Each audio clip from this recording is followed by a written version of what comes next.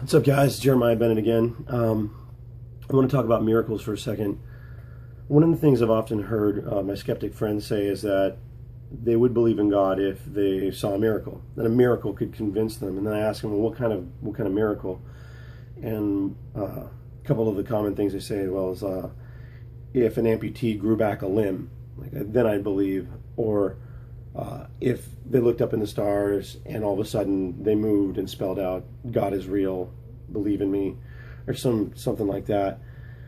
But it's a bit of a dishonest answer, because in all reality, there's a mechanical explanation for those things too. I mean, you could get down to the science of it and explain, well, this happened by this mechanical function, so therefore scientifically we can explain it, therefore God doesn't exist, and it's only matter and science. The problem is when they say that, it limits God. They put God in a box that it's not the God I believe in. The reality is that if there is a God and he is the creator of the temporal and material plane, he's also the author of science. He's also the author of creation and all the mechanisms by which it works. Therefore, it's not beyond God's power, or even beyond his charisma or personality, for that matter, to use his creation to facilitate his own miracles. He has every ability to interject supernaturally if he wanted to. I mean, and just, no, I'm going to make it go this way just because. But I think he's got a little bit more finesse than that. I believe scientifically that just about every miracle that I've hunted down does have a scientific explanation for it. That doesn't make it any less miraculous. It just actually validates God's authority over his creation. Now, before I go too far off on a tangent that direction, let's talk about frequency. How do we define a miracle? Something that defies commonality, something that defies nature, something supernatural, right? And like we just said a minute ago, anything that would happen, unless it was strictly supernatural, you're going to find some mechanical scientific explanation for it. Therefore, you can deny it. It must be science and not God, and dismiss it. That's why it's a dishonest answer. But miracles happen every day. I mean, there's always somebody who miraculously is cured of cancer, and even miraculously gets cancer. I mean, these positive miracles are not the only kind of miracles. Sometimes there's negative miracles too. The point is that these miracles do happen, but because they happen with some frequency. I mean, we're talking about unexplained, where the doctor will walk away and say, I got no idea why all of a sudden he lost the cancer dissolved, but whatever he did, just be happy about it. Must be just science. And I'm sure you could explain it with science. I've got no doubt about that. But the real issue is that it's still a miracle nonetheless.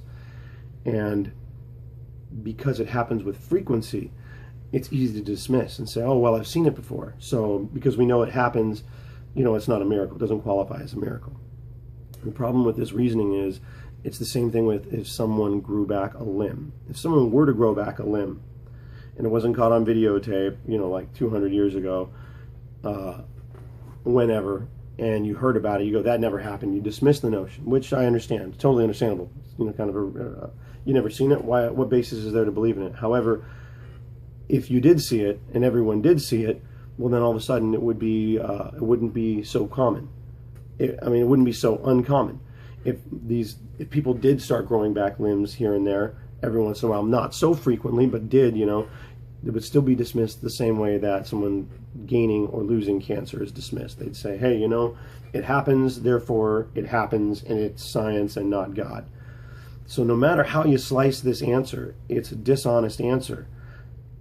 The reality is that we have to have a different qualifier for what qualifies a miracle. It's not just something supernatural, because here's the problem. Effectively, what you're saying when you say, oh, I want to see a miracle, is you're saying, I want to see a miracle that has never happened before throughout the entirety of history, that I get to witness with my own eyes, and that way I know it's a miracle personally. And unless God does that, there's no reason for me to believe in God. The problem with that is Imagine if you were God and you have an entire world of people that are saying, I want my own personal miracle. Because if you do it for Jeff, well, now Jeff's seen that miracle, it's a miracle to him, but then you go do it for Susan, and she goes, well, it happened to Jeff, it's not a miracle anymore. The point is, it's a pretty selfish request, saying, I want to see a personal miracle that cannot be explained by any other way and has never happened before or after, therefore I know it's a miracle, therefore I know it must be God. I mean, even still with the notion in mind that you'd probably find a scientific way to explain it away because you have a desire not to believe. So the point is, the whole idea is, it's a ridiculous notion and it's a dishonest statement. So miracles, how should we qualify miracles? Well, okay,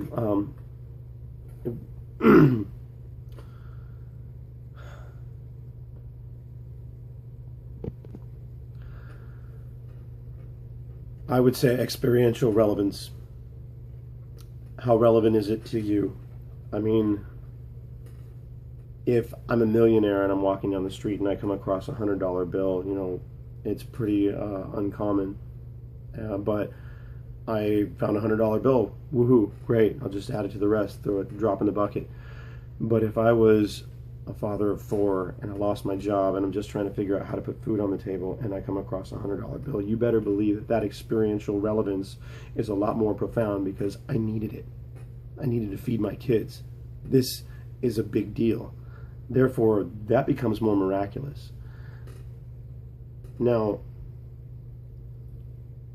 one of the things that Jesus said was when he was going around the area of Jerusalem, Bethlehem, Galilee, and all that, he was asked to go into his hometown. The disciples said, hey, let's go over there and let's witness and do miracles. There's people that need healing. And Jesus turned to him and said, they don't have enough faith. I can't do anything. My power is diminished. That statement is really loaded. That statement is, if God is who he says he is, if Jesus is who he says he is, that statement says that God's ability to perform a miracle is based on faith.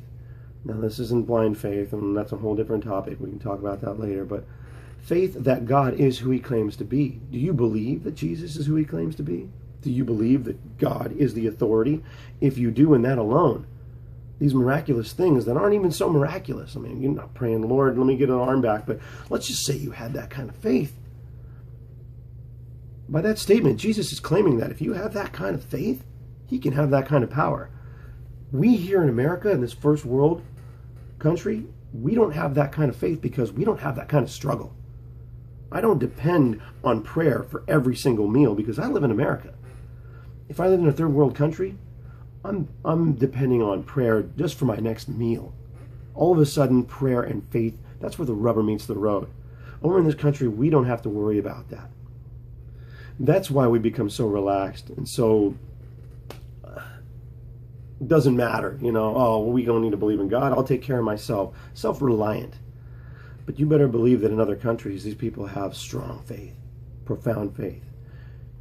And in that video I posted particularly, Chris, what I will say about it is, you know, I have issues with, I struggle with having faith for things too, because I know there are a lot of miracles I prayed for that God hasn't given to me the way I want. However, I have seen the fruit of his decision not to give them to me. So in the end, I go, I realize why he didn't do it.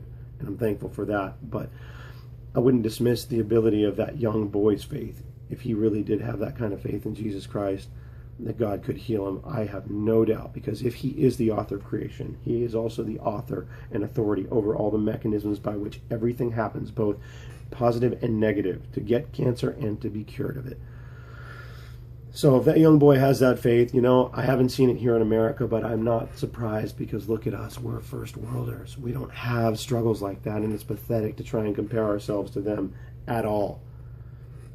Anyway, please respond. Tell me what you think about this. You can disagree. It's okay. God bless you guys, and bless God.